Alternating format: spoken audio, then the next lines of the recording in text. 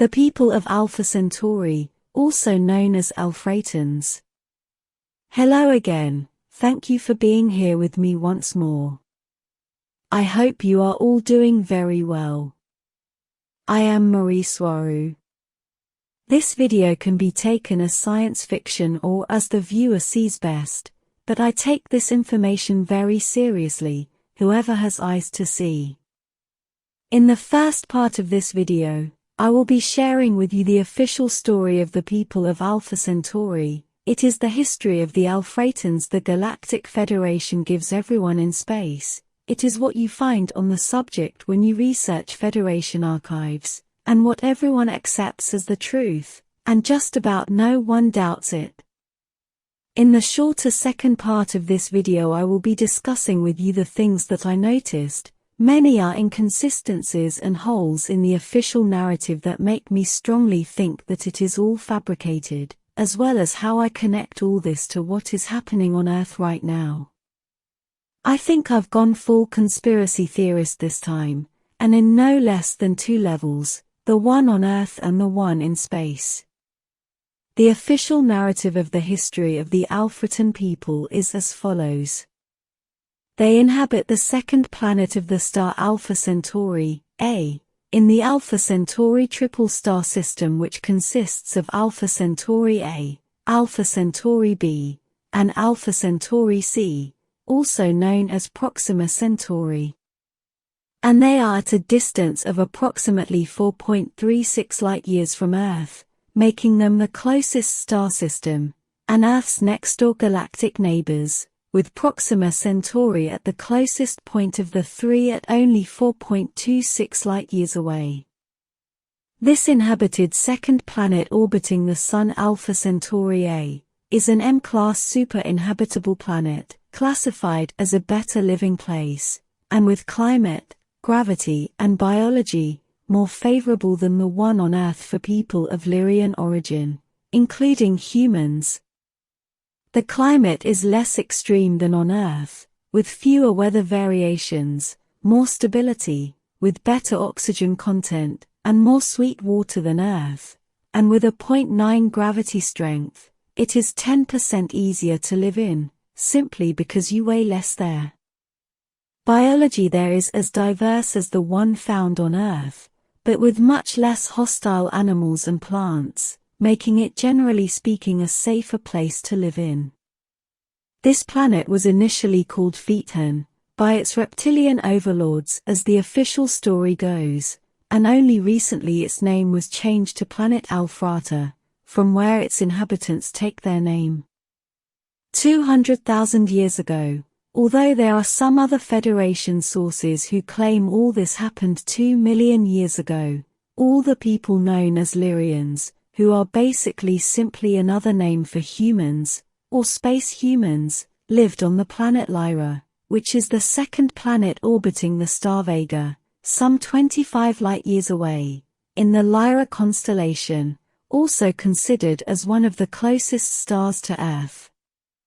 As the Federation archives go, planet Lyra is the place of origin of the human race, and of all the others who have the same body, of all the so-called Lyrian family.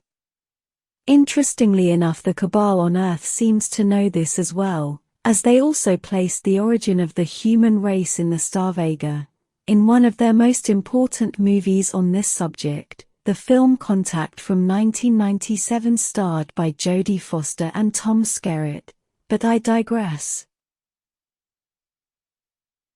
The Lyrian people lived there peacefully, coexisting with their friendly neighbors, the large feline race Urma, who inhabited, and still inhabits the first planet of the same star Vega, called Avian. And back then the Lyrians had limited interstellar capacity, limiting their movement to only local star systems and planets, mostly for trade.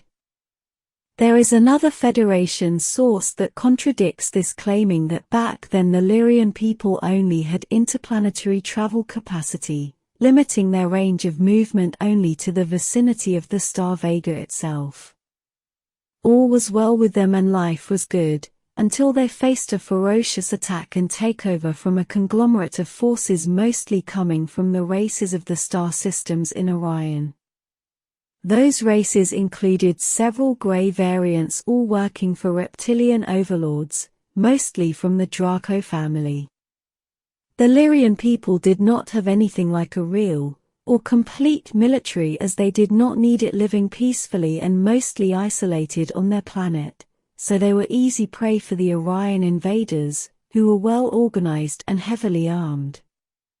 Most Lyrians were murdered there or taken as prisoners. Nevertheless, several Lyrian starships filled with people, men, women, and children managed to escape their Orion aggressors, managing to flee to several places all over the galaxy, and with their enemies in hot pursuit. This event is called the Great Expansion, and it is said to be when the Lyrian race was forced to spread out and establish colonies on countless planets in this galactic quadrant. This event also marks the start of the famous Orion Wars. This explains why the Lyrian, or space human race, is so proliferous, as it is found all over the Milky Way galaxy nowadays.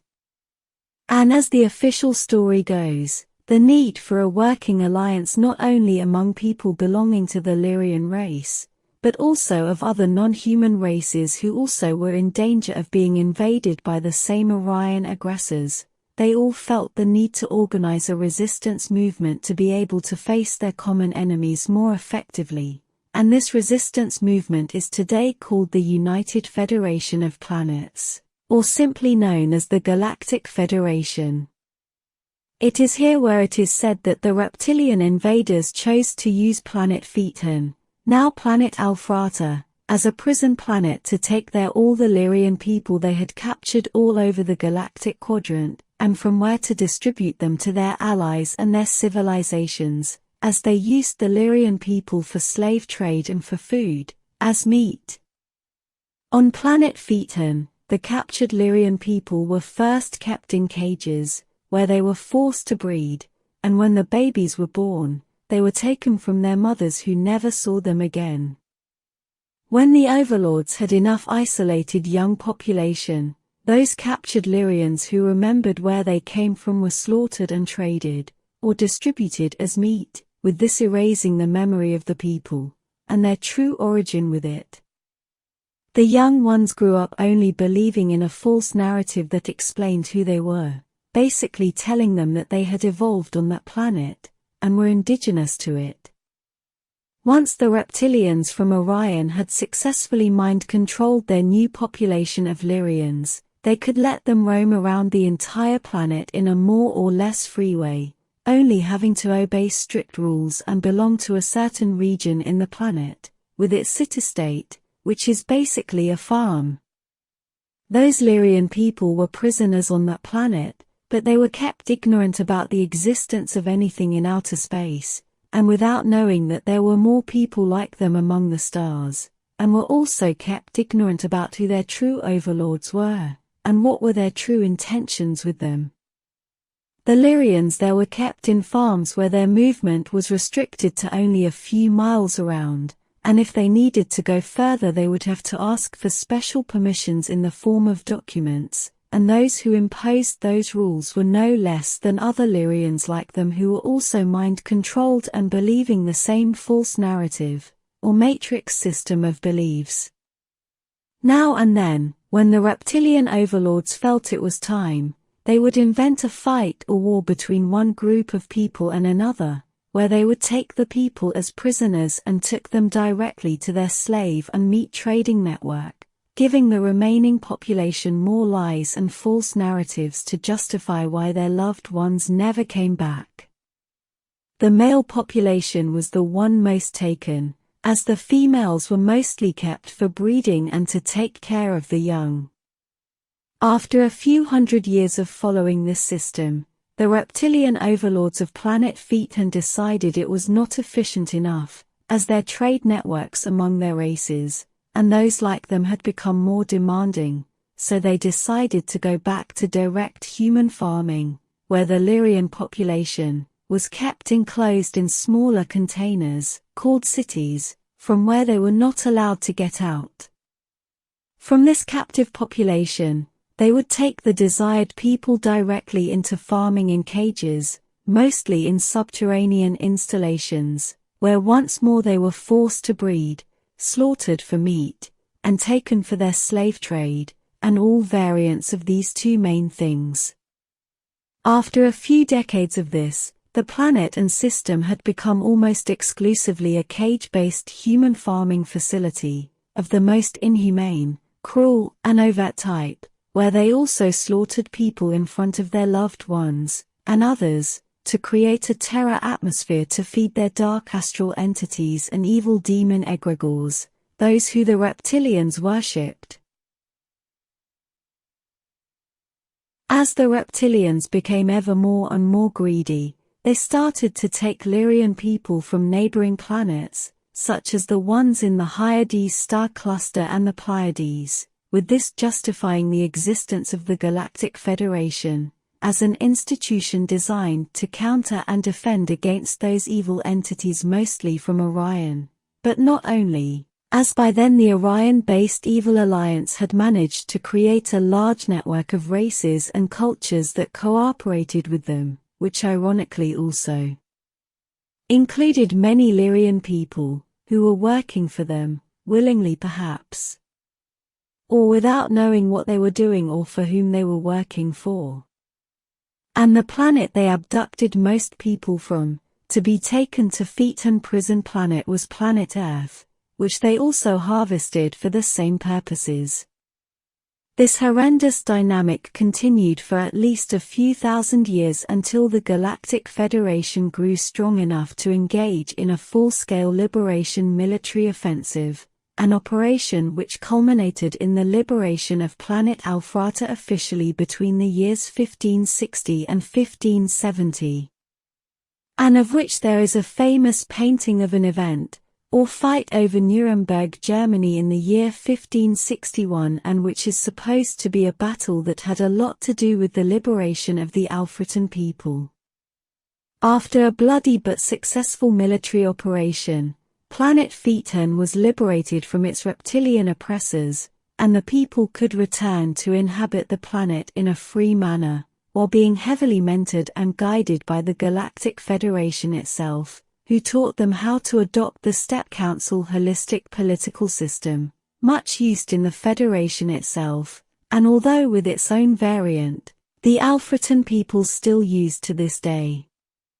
The main variant of the holistic political system, which is worth mentioning, is some kind of a hybrid between the full holistic society as seen in most of the civilizations in the Pleiades star cluster, and a democratic voting system as seen on Earth, where in Alphata, the council members are mostly voted into office, with this defeating the very essence of a holistic society, according to the opinions of many, including myself. The physical appearance of the average Alphretan is very Latin American, but this is for a very logical reason, as it is the result of mixing and combining all other human races, as that is exactly what happened in planet Phaeton, now Alphrata, at least since the official year of liberation of 1561 to present day. There are many Alphratans who look like any other race as found on Earth, and others as not found on Earth as well, so the Latin American look is not exclusive, but it is quite prevalent among them. End of the official story. As I said at the start of this video, I think I'm turning into a full-blown space conspiracy theorist, because I see simply too many things in this official story that simply don't add up. To start with, the dates simply don't add up, and the excuse of timing being very difficult to calculate in space seems not to be enough in this case. To start with, there are contradictions to when all this occurred. As I said above, some sources say this was 2 million years ago, and others only 200,000 years ago. The only big fight other races recorded in their history that went on in this stellar vicinity, which includes Earth and the triple Centauri star system, were the Tiamat Wars, calculated to have happened only 12,500 years ago. Then the official narrative states that the Lyrians were all concentrated in planet Lyra, when other sources clearly indicate that humans as such inhabited this galaxy on countless planets well before Lyra was invaded. Those other alternative sources of information that heavily contradict the Federation's official narrative come from the Urma1, who are close allies of the Tagetan people. The Urma1 state that there couldn't have been an invasion to planet Lyra, because they live on the next planet orbiting the same star, Avian, and they would have recorded all those events in their history. As the Urma state, they would know because they are a very dominant, strong and aggressive military-based civilization who would never run from a nice fight, using their words. And no one messes with 300-kilogram cats in armor and with plasma weapons. Furthermore, the entire story sounds not only like Star Wars, which in any case is just the humanized public version of the Orion Wars, but it also stinks like pro-Federation propaganda. Also, according to the Urma1, planet Phaeton has been well inside Federation-controlled space for, like thousands of years, as is the case for Earth as well.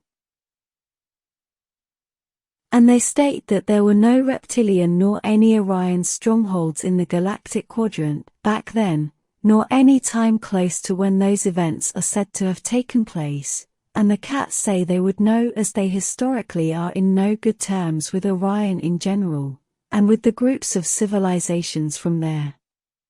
And this area in space is close to their main star Vega, making this area in space one of the most heavily Urma-patrolled places in this galactic quadrant. The Galactic Federation would have known all that was happening on planet Phaeton, and would had to be acting permissively there as well as it does today with Earth and its problems. The whole story looks like a rip-off of what is happening on Earth, as you surely have noticed, only like adapted to planet Phaeton. All that story fits perfectly with the narrative being pushed nowadays in many government-controlled New Age communities, the one of a benevolent galactic federation of love and light that is about to liberate Earth any time now, as they say, although that time never arrives. All this forces the people of Earth into believing that they will be liberated from an oppressing force, and they don't need to do anything on their own, because it will be all taken care of, much like what went on with the so-called Patriot movement some years ago, which also pushed the narrative of watching back and do nothing while you enjoy the show. All this is making me see ever more clearly that the Galactic Federation is indeed controlling all the events on Earth, and I'm also seeing that they are using the same tactics they used with the Alfreton people, who today absolutely love the Federation, and obey all their rules as they strongly feel that they owe their freedom and allegiance to them, exactly as the people of Earth would react after a liberation which would come after a false alien invasion, like the one they are planning. All I see is that the truth is hidden under several hundreds of layers of lies, both on Earth and in space. And the Urma1, who incidentally have never obeyed the Federation's rules, or only when they want to, as no one can order a cat what to do, have become quite a nuisance for the Federation for many reasons, including that they are now sharing with me and my group their point of view about historic events in space and on Earth, and which do not match the official narratives. I thank my furball Urma1 friends for sharing with me their views about the history of the Alfreton people, especially Arishar, from Urma Communications of Starship Avian 1, who talked to me over remote presence, to share his perspective on this subject, with his deep and calm feline voice, which sounds like thunder with a purr. And who corroborated much of what I already suspected on my own. He knows I will be sharing his point of view with you all, and sends a big hug your way. And a lot more can be said, and I will be sharing it with you as we move along. I must say that what the Tagetan archives state is the same information the Galactic Federation is pushing as the truth. But this is the first time we are getting clear information that conflicts with both the official Federation narrative and the Tagetan accepted information about the history of the Alfreton people, and I will be researching this more. It looks like many more things will come to the surface soon. Thank you for watching my video and for liking and subscribing for more, if you see this content as valuable. And I hope to see you here next time. Take care and be very well. With much love, your friend, Marie Swaruu.